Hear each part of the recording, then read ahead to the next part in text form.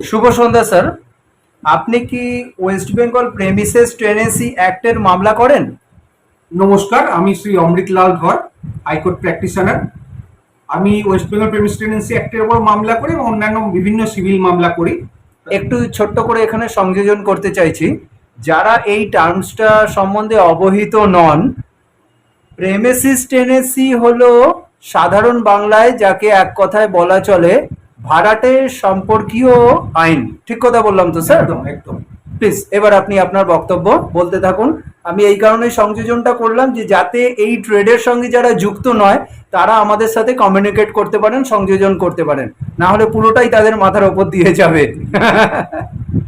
ভারতীয় ভারতবর্ষে বিভিন্ন রাজ্যে বিভিন্ন রকম টেনেন্সি অ্যাক্ট আছে। টেনেন্সি অ্যাক্ট মানে ভাড়াটে সংক্রান্ত আইন।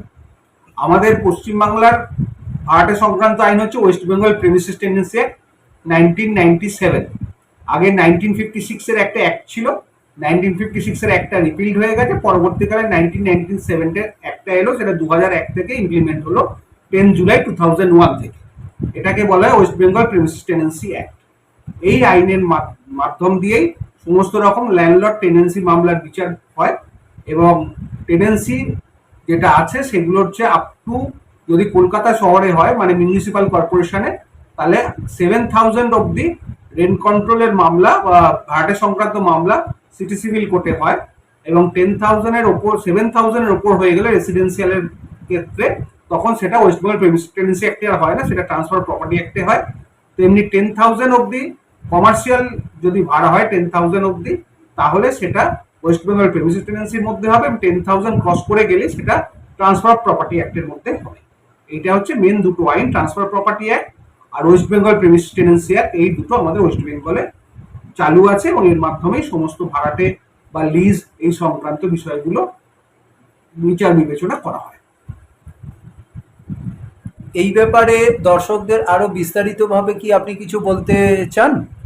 বলতে পারেন। এইখানে বর্তমানে একটা অ্যাপ্লিকেশন আছে 2G, under section 2G of the West Bengal premises tenancy act. এইটা নিয়ে বহুল চর্চিত বিষয় এবং বহু বিতর্কিত বিষয় বটে। আগে যেরকম টেনেন্সিটা ছিল বংশ পরম্পরায় চলত, বাবা মারা গেলে তার ছেলে মেয়ে ভাই দাদা উইডো আরো যারা যারা ছিল সবাই, মানে পুরো ফ্যামিলি ইনক্লুড হয়ে যেত যে টেনেন্ট মারা গেলে। কিন্তু এই টেনেন্সি অ্যাক্টের মাধ্যমে, যেটা 1997 act, West Bengal premises tenancy act 1997, সেই অ্যাক্টের মাধ্যমে সেকশন 2Gটা ইন্ট্রোডিউসড হলো 10 জুলাই 2001 থেকে। সেইখানে বলা হয়েছে যে যদি টেনেন্ট মারা যান তাহলে তার স্ত্রী লাইফ লং টেনেন্ট থাকবেন, তার ছেলেমেয়েরা থাকবেন 5 বছর, যদি সেই ছেলেমেয়েরা টেনেন্টের উপর ডিপেন্ডেন্ট হয়, সেটা রেসিডেন্সিয়ালের ক্ষেত্রে। আর কমার্শিয়ালের ক্ষেত্রে কিন্তু ওয়াইফ কোনো রাইট পাবেন না, ছেলেমেয়েরা 5 বছর রাইট পাবেন। এই হচ্ছে মেন ভাগ। এটাকেই বলা হয় সেকশন 2G অ্যাপ্লিকেশন। এই অ্যাপ্লিকেশন নিয়ে এখন প্রচুর মামলা হচ্ছে সিভিল কোর্টে, মানে প্রচুর উচ্ছেদও হচ্ছে, কারণ টেনেন্টদের কোনো ডিফেন্স নেই এই মামলা, একমাত্র ডিলে করা ছাড়া এই 2G সংক্রান্ত মামলায় কিন্তু টেনেন্টদের কোনো ডিফেন্স নেই। কারণ 5 বছর শেষ হয়ে গেলেই, বাবা মারা যাওয়ার 5 বছর শেষ হয়ে গেলেই তারা কিন্তু অটোমেটিক্যালি ট্রেসপাসার হয়ে যাচ্ছে। এবার ট্রেসপাসারদের কোনো ডিফেন্স হয় না, ওই ডিলে বিভিন্ন প্রসিডিউরাল ডিলে করা ছাড়া এছাড়া কিন্তু বাঁচার রাস্তা নেই। এটা সত্যি করেই একটু শক্ত আইন হয়েছে, কারণ উপায়ও ছিল না যে একটা টেনেন্ট কবে সে টেনেন্সি নিয়েছে বংশ পরম্পরায় চালিয়ে যাবে সেটা ঠিক নয়। দরকারে সে কিনে নি, তার ক্ষমতা সে কিনে নি, কিন্তু স্বল্প ভাড়ায় যদি বংশ পরম্পরায় চলে যায় তাহলে সেটা ল্যান্ডলর্ডদের পক্ষে খুব অসুবিধে।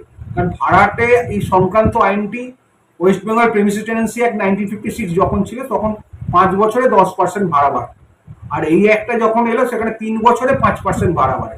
অথচ প্রত্যেকটা জিনিস বছরে 20 থেকে 25%, 30% দাম বেড়ে যাচ্ছে। এর ফলে কি হচ্ছে, বাড়ি ঘরগুলো রক্ষণাবেক্ষণ হয় না, ল্যান্ডলর্ডের ইন্টারেস্ট থাকে না, আলটিমেটলি বাড়িগুলো ভগ্নপ্রায় হয়ে ভেঙে পড়ে যাচ্ছে। সারা ওয়েস্ট বেঙ্গলেরই এক দশা। লাভ হচ্ছে প্রমোটারের, তিনি অল্প পয়সায় কিনছেন, তারপর ভাড়াটাকে বিভিন্নভাবে তুলে দিচ্ছেন, জোর করে হোক বা আইনের মাধ্যমে হোক। লাভটা তারাই পাচ্ছে, অরিজিনাল ল্যান্ডলর্ড বা অরিজিনাল টেনেন্ট কেউই লাভ পাচ্ছে। এই হচ্ছে ব্যাপার।